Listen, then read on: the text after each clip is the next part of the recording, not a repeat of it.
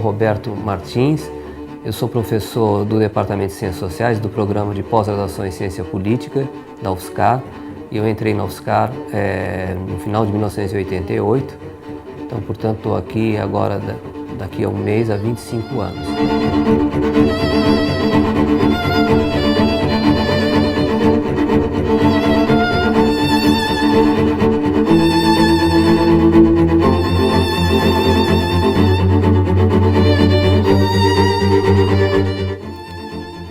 O projeto que eu vou desenvolver na Inglaterra, em Londres, de janeiro a junho de 2014, ele se refere a uma área de relações internacionais, que é a relação entre o Brasil, que era uma ditadura, com a Inglaterra, que era uma democracia. É um projeto que tem muita coisa a ser investigada, porque a Inglaterra era sede de uma organização civil que fez grandes campanhas em solidariedade aos presos políticos do Brasil, que era a Anistia Internacional.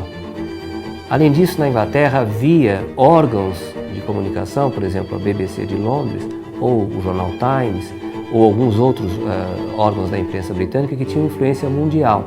Então, o que esses jornais noticiavam tinha influência no mundo inteiro. Esses jornais tiveram uma cobertura bastante crítica, principalmente da questão, duas questões: a questão da tortura e dos presos políticos e a questão da, vamos dizer, o que se chamava na época de extermínio dos povos indígenas.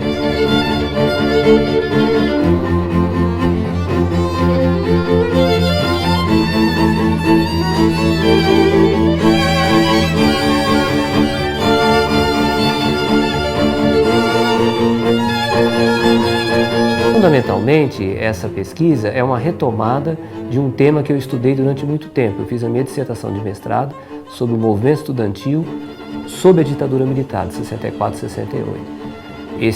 Essa dissertação de mestrado eu defendi no ano de 1986. Depois a minha tese de doutorado foi sobre os conflitos entre os militares de 64 a 69. Isso eu defendi em 1993. A partir daí eu deixei um pouco de lado o tema da ditadura militar, embora eu voltasse a ele de vez em quando havia alguma oportunidade, um congresso, alguma coisa assim, fiz algumas pesquisas relacionadas a esse período, mas basicamente eu passei a estudar as Forças Armadas no Brasil contemporâneo. Isso eu comecei em 95 e eu comecei a estudar como que o fim da Guerra Fria e o desaparecimento do comunismo e o surgimento dos Estados Unidos como a única potência mundial tinha se refletido no pensamento dos militares.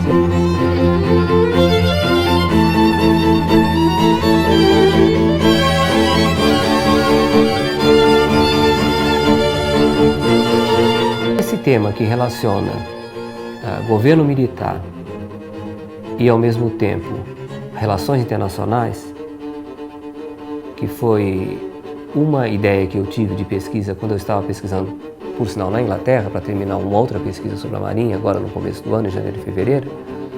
Esse tema, ele suscita ele parte de algumas perguntas. Por exemplo, como que um país democrático concilia os seus valores democráticos com os seus interesses comerciais, econômicos e políticos? Existe uma teoria das relações internacionais, que chama neorrealismo, que diz que as relações internacionais estão condicionadas por um ambiente internacional, que é um ambiente competitivo, onde cada país procura garantir os seus interesses. Isso é o que parece ter acontecido com o Brasil. No estudo que eu já fiz de alguma documentação diplomática, o Brasil na sua relação com a Inglaterra, a Inglaterra tinha grandes interesses no Brasil.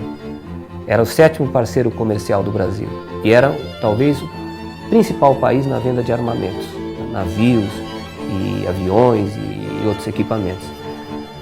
Nesse sentido, o que se percebe na diplomacia inglesa é que ela atua em íntima relação com o Departamento de Comércio inglês, com o Ministério do Comércio inglês, e nessa relação o que prepondera não são os valores, mas são os interesses mais concretos. Isso é que se chama uma interpretação neorrealista das relações internacionais.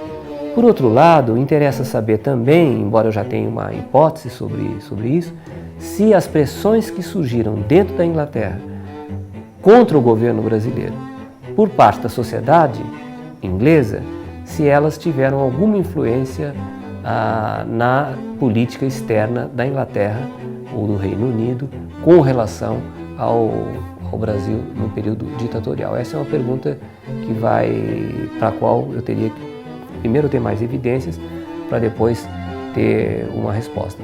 Uma resposta possível é que não, é que o governo britânico, por ser o Reino Unido, principalmente a Inglaterra, uma democracia, ele precisa dar algum tipo de satisfação para essas organizações como a Anistia Internacional, para essas campanhas, mas de um modo geral, ele procura contornar essas pressões e não deixar que elas atrapalhem as relações que são realmente as que importam, que são as relações comerciais.